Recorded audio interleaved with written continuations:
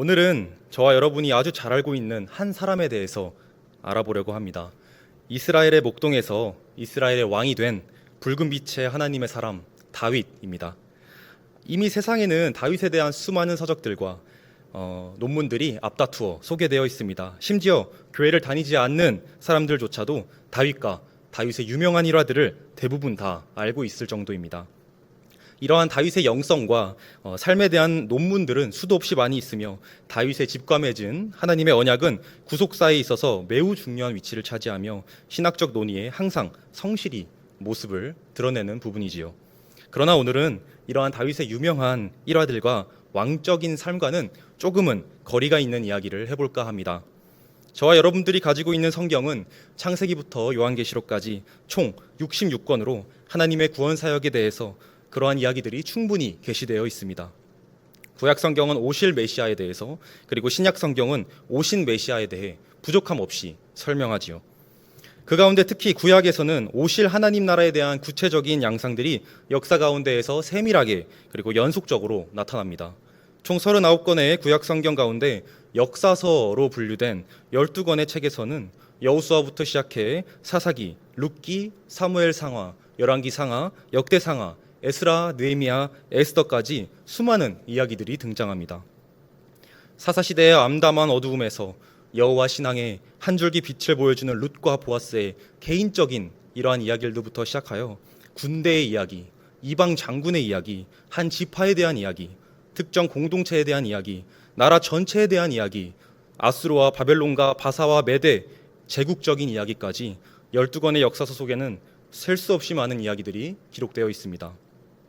그렇다면 이 역사서들은 그저 두서없이 적힌, 그저 이스라엘이라는 나라를, 그러한 역사를 기록한 사실적시적인 국사책으로만 봐야 할 것인가요? 절대로 그렇지 않다는 것입니다. 통일성 없이 기록한 한 나라의 기원과 흥망성쇠가 담긴 참고서가 아니라는 것입니다. 성경의 역사서는 아주 중요한 한 가지 통일된 주제를 담고 있습니다. 여호수아서는 출애굽한 이스라엘 백성들이 그토록 바라던 젖과 꿀이 흐르는 가나안 땅을 정복하는 내용입니다.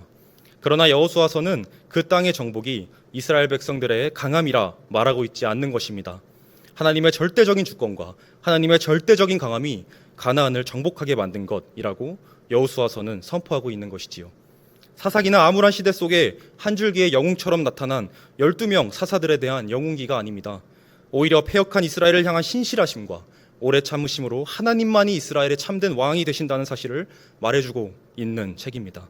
뿐만입니까? 룻기, 사무엘서, 열왕기서, 역대기서, 에스라, 느헤미야, 에스더는 어떠합니까? 하나님이라는 단어가 단 한 번도 등장하지 않는 에스더마저 그 모든 내용이 하나님의 섭리를 가리키고 있지 않습니까? 이로 보건대 역사서는 한 가지 통일된 주제를 가지고 있습니다. 바로 하나님만이 역사의 주관자 되신다는 사실입니다. 세상 역사의 주인은 아수르가 아닌 것입니다. 바벨론도 페르시아 제국도 아닌 것입니다. 사사들도 아니요 이스라엘의 유능한 왕들도 아닙니다. 내 눈에 나의 빈곤한 삶을 해결한 우시야 대왕이 보좌를 가득 메운 것 같아 보여도 온 하늘을 보좌 삼아 좌정하신 여호와 하나님만이 역사의 유일한 왕이시요 주인이시라는 사실을 역사서는 끊임없이 보여줍니다. 하나님은 이 12권의 역사서를 통해 어떠한 사람을 세우시기도 어떠한 사람을 패하시기도 하십니다. 전쟁에서 이기게도 하십니다. 또한 지게도 하십니다. 한나의 노래와 같이 가난한 자를 높이기도 하시고 부한 자를 낮추기도 하십니다. 하나님의 주권과 통치하심에는 분명한 목적과 방향이 있다는 것입니다. 우리는 여기서 아주 중요한 또 다른 주제를 발견하게 됩니다. 역사의 주관자 되신 하나님은 그 역사를 하나님의 택하신 사람과 함께 지필해 간다는 사실입니다. 하나님은 하나님의 마음에 합한 자를, 아주 합한 자를 두루 다니시며 살피셔서 발견하시고 그 사람을 하나님의 일에 사용하시고자 합니다. 하나님은 분명한 원칙을 가지시고 하나님의 마음에 합한 자를 찾으십니다. 하나님께서는 충동적인 신이 아니십니다. 하나님은 한 사람을 찾으시다가 옆에 있는 사람이 더 능력 있어 보여서 갑자기 마음을 바꾸는 그러한 변덕스러운 신이 아니라는 것입니다. 우리의 하나님은 신중하시며 우리 하나님은 사람이 아니시기에 후회하심과 실수가 없으십니다. 하나님은 오래 참으시며 인자하시며 자비로우시며 노하기를 더디하시며 묵묵히 기다리시며 그 광활하신 지혜와 탁월하신 능력으로 한 사람을 찾으십니다. 이 지점에서 우리는 한 가지 질문이 들게 됩니다. 그렇다면 하나님의 사람을 찾으시는 하나님의 그 원칙은 무엇인가입니다. 하나님이 도대체 어떠한 기준을 삼아서 가난한 자를 부하게 하시며 높은 자를 가난하게 하시며 낮추시고 낮은 자를 또한 높이시냐는 것입니다. 하나님이 왜 제국들을 때로는 부강하게 하시며 때로는 패하기도 하시며 왕을 세우시기도 하시며 왕을 패하시기도 하시냐는 것입니다. 그리고 이러한 사실들이 가장 잘 드러나는 본문 중 하나인 오늘 본문 주인공이 되는 이야기, 다윗과 사울의 이야기에서 왜 하나님은 다윗을 선택했냐는 것입니다. 이 사실을 알 때에, 하나님의 원칙과 기준을 알 때에, 하나님의 마음에 합한 자의 모습이 무엇인지 알 때에 동일한 원리로 적용되는 오늘날을 살아가는 그리스도인들이 하나님의 마음에 더욱더 합한 자가 될 수 있겠지요. 오늘 본문의 배경이 되는 시편 78편은 아삽이라는 시인이 쓴 시로 이스라엘 백성들이 하나님의 은혜를 잊고 불순종했던 역사를 회고하며 후손들에게 교훈을 주기 위해서 지어졌습니다. 72절이라는 긴 분량으로 기록된 이 시편은 이스라엘의 불순종을 회고하며 그 끝을 한 사람의 모습을 대비하며 하나님의 은혜를 기억하게 합니다. 그 사람이 누구입니까? 바로 다윗입니다. 오늘의 본문은 다윗이 하나님께 쓰임받았던 이유, 하나님의 눈에 든 바로 그 순간이 명백하게 나타나 있는 본문입니다. 다윗에 대한 많은 이야기들을 들을 때 저와 여러분들이 궁금하셔야 할 지점이 하나 있습니다. 바로 하나님께서는 언제 이 다윗을 왕으로 삼고자 하였느냐입니다. 도대체 하나님은 다윗의 어떠한 행동들, 어떠한 시기에 어떠한 모습을 보고 이스라엘의 왕을 삼기로 결정하셨을까? 이것이 궁금한 것입니다. 우리 모두는 다윗의 일생을 잘 알고 있습니다. 그래서 이렇게 추측해 볼 수 있을 것 같습니다. 다윗이 용맹함으로 물맷돌 5을 가지고 골리앗을 한 번에 쓰러뜨렸을 때일 것이다. 혹은 다윗이 블레셋과의 전투에서 승리하고 돌아와 이스라엘의 여인들이 만만의 다윗이라 칭송했을 때일 것이다. 혹은 다윗이 15년간의 광야 생활 중 수많은 시련을 겪고도 하나님을 배반하지 않는 그 모습, 그때였을 것이다. 다윗의 일생에 신앙인들에게 귀감이 되는 장면들이 얼마나 많습니까? 이 모든 장면들이 하나님이 다윗을 왕으로 삼기에 충분한 장면들일 수 있다고 생각되는 것은 매우 자연스러운 일일 것입니다. 그러나 하나님은 오늘 본문에서 다윗을 언제 취하셨는지를 명확히 보여줍니다. 오늘 본문 70절과 71절입니다. 또 그의 종 다윗을 택하시되 양의 우리에서 취하시며 젖 양을 지키는 중에서 그를 이끌어내사 그의 백성인 야곱 그의 소유인 이스라엘을 기르게 하셨더니. 블레셋 족속을 쓰러뜨렸을 때가 아닙니다. 신실함으로 광야 생활을 견뎠을 때가 아닙니다. 오늘 본문에 의하면 하나님은 다윗을 양의 우리에서 취했다라고 말하고 있습니다. 양을 칠 때 이스라엘의 가장 천한 직업 중 하나인 목동일 때, 그 누구도 관심을 갖지 않을 때, 심지어는 그의 아버지마저 사무엘상 16장에서 그의 아들을 사무엘에게 숨길 때에 여호와는 다윗을 보셨습니다. 그 이유가 이어진 72절에서 나옵니다. 본문 72절입니다. 이에 그가 그들을 자기 마음의 완전함으로 기르고 그의 손에 능숙함으로 그들을 지도하였도다. 다윗은 그가 맡은 양들을 마음의 완전함으로 길렀습니다. 손의 능숙함으로 지도하였던 것이지요. 그러니까 다윗은 자신이 맡은 양들을 책임 없이, 실력 없이 기르지 않았습니다. 다윗은 최고의 실력으로 매일같이 노력하며 자신이 맡은 양들을 자신의 양들 보기와 같이 길렀다는 것입니다. 목동 시절의 다윗은 어린 소년이었습니다. 그에게 본인의 양이 얼마나 있었겠습니까? 대부분의 마을 사람들 그리고 아버지와 형들의 양들이었을 것입니다. 그러나 다윗은 그 모든 남의 양들을 본인 양 치듯 하였습니다. 마음의 완전함으로, 마음의 순결함으로, 그리고 손의 능숙함으로 다윗은 양을 쳤습니다. 사랑하는 세계로 영가족 여러분들, 하나님의 마음에 합한 자는 이런 사람입니다. 다윗이 홀로 들판에 남아 양을 칠 때 아무도 알아주지 않는 그가 자신의 양이 아닌 양들이 늑대와 곰과 사자에게 물려갈 때 지키지 않을 수도 있는 것 아닙니까?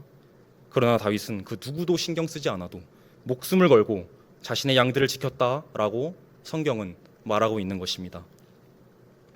이전에 저는 기회가 있어서 지적 장애인들을 대상으로 하는 사역을 교사로 몇 년간 섬긴 적이 있습니다. 저는 그곳에서 정말 다양한 교사들과 성김이들, 사역자들을 만났었고 그 중에서는 정말 헌신적으로 열심을 다해 성도들을 섬기는 분들도 되게 많았습니다. 그러나 이 장애인 사역의 특성상 그 일은 결코 쉽지 않았고 손쉽게 감당할 만한 사역이 아니었습니다. 그럼에도 불구하고 제가 봐온 그곳에서의 섬김이들과 사역자들은 그 누구도 보지 않는 상황에서 그 누구도 관심 가지지 않는 그곳에서 마치 수많은 사람들 앞에 서 있듯 섬기듯 이들을 섬겼고 봉사했습니다. 그 누구도 알아주지 않아도 많은 이들이 정직함으로 본인에게 맡겨진 성도들을 아끼고 기도하였습니다. 사랑하는 성도 여러분들, 우리는 어떠합니까? 우리는 우리가 맡은 하나님의 모든 허락하신 일들에 이러한 마음으로 임하고 있습니까? 나에게 맡겨진 일들, 나에게 맡겨진 직분들, 나에게 맡겨진 허락된 모든 은혜의 현장들이 그 누구도 알아주지 않고 보지 않고 홀로 있을 때와 같습니까? 다윗은 일평생을 하나님의 목전 앞에 살려고 발버둥친 사람입니다. 몸부림친 사람입니다. 정말 처절하게 살아간 사람입니다. 성경의 기록에 유추해 보았을 때 다윗은 10대 중반에 사무엘에게 기름 부음을 받고 30세에 헤브론에서 왕으로 등극합니다. 그렇다면 약 15년의 기간 동안 사울에게 쫓기는 삶을 살아간 것이지요.